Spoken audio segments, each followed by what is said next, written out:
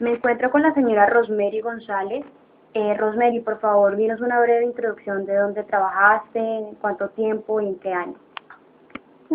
Bueno, vamos a ver con esta memoria a los 60 años, porque acabo de cumplir 60 años, ¿sabes eso, no?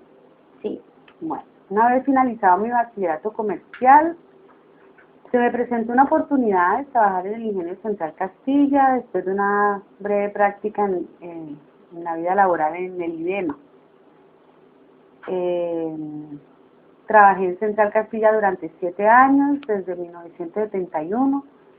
Primero ocupé el cargo de secretaria de la gerencia financiera y luego fui ascendida a secretaria de gerencia en las instalaciones del ingenio. ¿Se manejaban volúmenes de producción grandes o pequeños?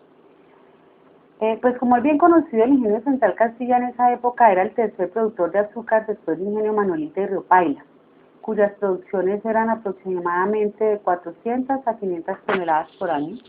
¿Qué tipo de proceso utilizaban? ¿Eran muchas máquinas o era más que todo manual? ¿Utilizaban mucho personal, pues mano de obra de hombre? Sí, se utilizaban muchas máquinas y en su mayoría eran con tecnología de la época, pues. Proceso manual que yo recuerdo era el corte de la caña. En esa época no había la mecanización que se ha ido introduciendo hoy día. ¿Cómo era la conexión con el cliente? ¿Se mantenía una conexión directa de cliente a empresa o los clientes ordenaban el producto a su gusto? Sí, la modalidad que ha existido siempre en todos los ingenios es trabajar con su propia tierra y con la venta de la caña que proveen los cultivadores externos. Esto siempre se ha manejado mediante un contrato por el término que en el momento se negocie con el dueño de la tierra para la venta de la caña. ¿Cómo era en ese entonces la comunicación con el cliente? O sea, ¿era personal, por teléfono, por computador? ¿Cómo era? Pues la comunicación se da dependiendo de la situación, personal, telefónica o escrita. ¿Cómo era el personal? ¿Tenía carrera universitaria, bachillerato o cómo era? No, desde esas épocas anteriores habían profesionales, de acuerdo a las áreas, como economistas, ingenieros mecánicos, químicos, etcétera. Para la fábrica, ingenieros agrónomos para el campo, contadores, etcétera. O sea, habían todas las carreras. ¿En el ingenio existían muchos errores de producción? En esa época también había control de calidad, por lo tanto los errores no eran tan notorios. ¿Existían ingenieros y cómo eran ellos? No entiendo la pregunta. O sea, me refiero a, o sea, ¿qué tipo de ingenieros existía dentro del ingenio? Si se refiere a qué tipo de ingenieros, repito, habían ingenieros químicos, mecánicos, agrónomos, industriales, de sistemas, etcétera. Les exigían una meta de producción. A ver, te explico un poco. Lo que pasa es que en la ingeniería industrial hay ciertos indicadores. Esos indicadores, digamos, pueden ser el indicador de producción diaria. ¿Ustedes tenían algún indicador? Sí, siempre se les exigía año por año aumentar la meta. Inclusive se llevaba un conteo día a día. ¿Tenían tecnología en su empresa teniendo en cuenta la tecnología de la época? Sí, el ingeniero siempre estaba pendiente de mejorar sus equipos e invertía en nuevas tecnologías. Para ello, desde esas épocas contaba con el área de importación. ¿Te diste cuenta alguna vez que por algún retraso de entrega del producto terminado perdieran algún cliente? No, porque como lo he dicho, el ingenio es una empresa que siempre ha contado con una estructura administrativa muy organizada.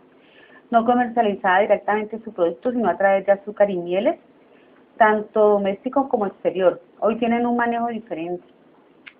¿Cómo era la distribución de la planta? ¿Era limpia, era pequeña? ¿Cómo era, trabajaban en unas condiciones adecuadas, cree usted?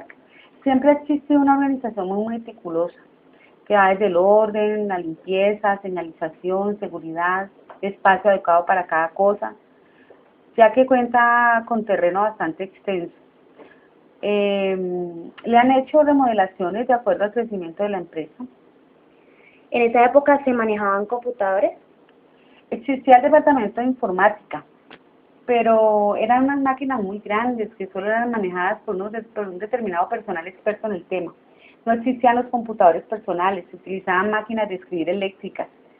Recuerdo que eran unas máquinas con unos carretos grandotes que para hacer esos estudios y esos cuadros pues grandes, bastante anchos.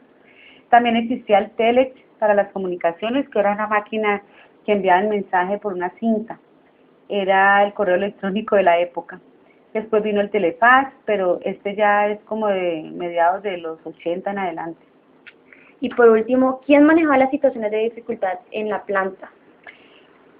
Existía el gerente de producción, apoyado por un superintendente de fábrica, quien era la máxima autoridad de la fábrica, aunque la responsabilidad total siempre ha recaído en la persona del gerente general, quien era el representante legal de la empresa. Esa persona contaba con el apoyo de todo un equipo de trabajo, como jefe de talleres, mecánicos, etcétera.